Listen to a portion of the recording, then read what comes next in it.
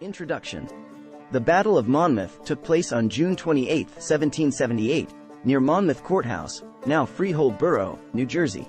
It was the last battle of the Philadelphia Campaign during the American Revolutionary War. General George Washington led the Continental Army against General Sir Henry Clinton and the British Army. The battle started with a failed attack by General Charles Lee, but Washington arrived and forced the British to retreat. Ultimately, the battle was inconclusive and had little strategic impact. Both sides suffered casualties, with the Continental Army inflicting more losses. The American troops' improved performance gained recognition, solidifying Washington's position as commander-in-chief. General Lee was criticized and court-martialed. Background. In 1777, General Sir William Howe launched the Philadelphia Campaign to capture the rebel capital and end the American Revolutionary War. Despite defeating General George Washington's Continental Army at Brandywine and Germantown, the British couldn't eliminate the rebellion.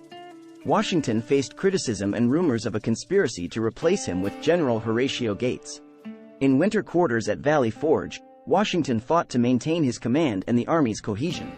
French support and British resource limitations shifted the strategic balance. The British adopted a defensive posture, while Washington focused on training and discipline at Valley Forge. Major General Charles Lee returned to the army and became Washington's second-in-command, but he remained critical of Washington's leadership. More facts. Major Patrick Ferguson was appointed Inspector of Militia on May 22, 1780, with the task of organizing Loyalist units in the Carolina backcountry.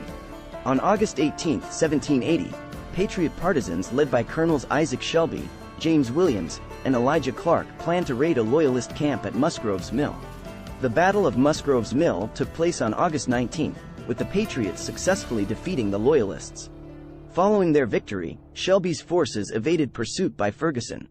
The Patriots' win at Musgrove's Mill boosted morale and demonstrated the vulnerability of Tory control in the South Carolina backcountry. Shelby and other Patriot leaders regrouped at Sycamore Shoals in Tennessee, preparing for the Battle of Kings Mountain. Ferguson, in pursuit of Shelby, issued a challenge to the Patriots but found himself surrounded. The Patriot militia, known as the Overmountain Men, joined forces and marched towards Kings Mountain, where they engaged and defeated Ferguson's Loyalist troops on October 7, 1780. Battle. The Battle of Kings Mountain commenced around 3 p.m. as the 900 Patriots approached the Loyalist camp. Led by various colonels, the Patriots launched a surprise attack on the unfortified camp of Major Ferguson and his 1,100 Loyalist troops. The Patriots fought in independent detachments, encircling and engaging the Loyalists.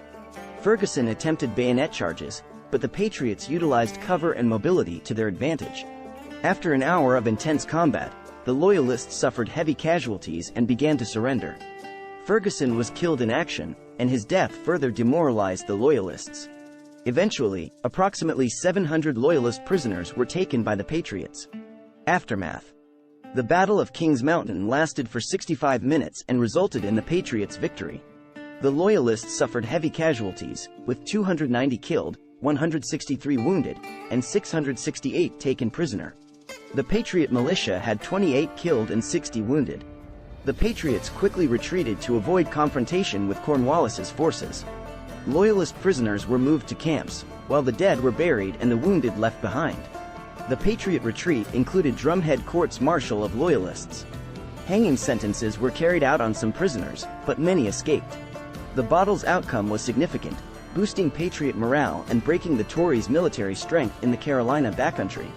Cornwallis changed his plans due to the threat posed by Patriot militias and evacuated Charlotte.